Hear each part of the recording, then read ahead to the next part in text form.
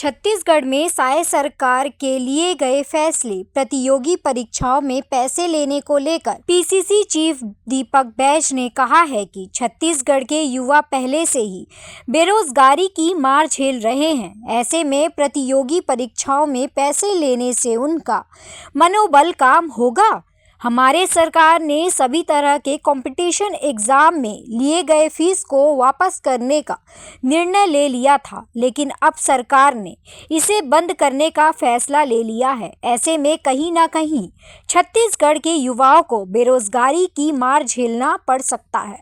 इसके अलावा दीपक बैज ने कहा कि डबल इंजन की सरकार ने सही ढंग से अभी तक धान की खरीदी नहीं की है, जिसके कारण हजारों क्विंटल धान बाहर पड़े सड़ रहे हैं और सरकार ने नीलामी करवाने का फैसला ले लिया है। यह कहीं ना कहीं एक बड़े भ्रष्टाचार को बढ़ावा देने का कार्य किया जा रहा है। इसके अलावा प्रदेश में बढ़ते बाल अपराध और महिला अपराध को लेकर कांग्रेस पार्टी 21 अप्रैल को मुख्यमंत्री निवास का घेराव करने जा रही है, जिसको लेकर दीपक बैज ने कहा कि जिस तरीके से प्रदेश में बेरोजगारी अपराध बढ़ रहे हैं, उसे लेकर सीएम हाउस का घेराव कांग्रेस पार्टी द्वारा किया जाएगा।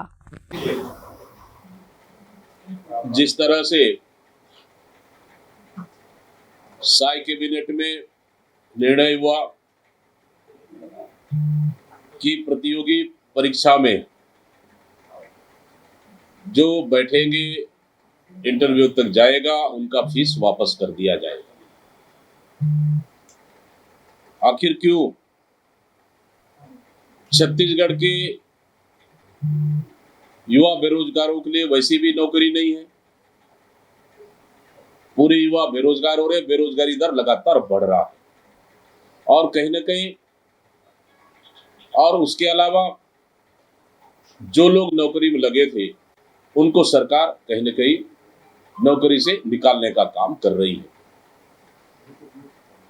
और जिस तरह से छत्तीसगढ़ के युवाओं के साथ परीक्षा में पैसा लेने का, जो फीस लेने का जो निर्णय लिया है, कहीं ना कहीं गलत है। पिछले हमारी कांग्रेस की सरकार में सभी प्रकार के प्रतियोगी परीक्षाओं में पूरी तरह से फीस मुक्त कर दिया गया था, निःशुल्क कर दिया गया था, जिससे और सौदा हुआ है कमीशन का। इसलिए 35 लाख टन मीट्रिक चावल नीलामी करने जा रही है, जो कि डबल इंजन की सरकार है। सरकार को बोलना चाहिए कि केंद्र सरकार इनकी पूरी चावल खरीदना चाहिए। इसके अलावा तीसरा कि जिस तरह से कल मैं बस्तर से आ रहा था और रास्ते में मैं देखा धमतरी और पुरूर के बीच में, आप जाएंगे इधर से जाएंगे तो लेफ्ट साइड में धान खरीदी केंद्र है और पर्याप्त मात्रा में वहां धान अभी भी फड़ में एक भी, मुझे लगता है कि बिल्कुल भी उठाव नहीं हुआ है और पूरी धान को खुली आसमान में रखा गया है।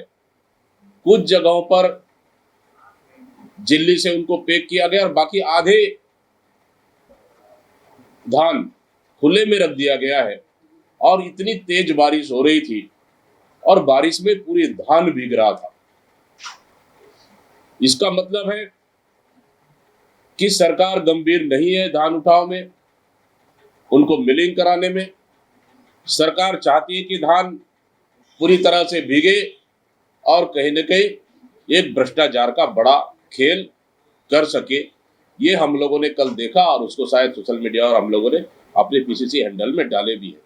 और इसी तरह प्रदेश में बेमौसम बारिश से कई जगहों पर जो धान उठाव नहीं हो पाया है, खुले जगह में है, पूरे धान भीग रहे। इसका जिम्मेदार कौन है?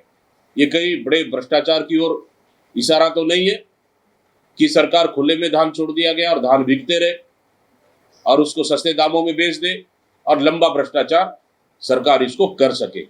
इसका उदाहरण कल मैंने साक्षात रूप से रायपुर वापसी में मैंने इसको देखा।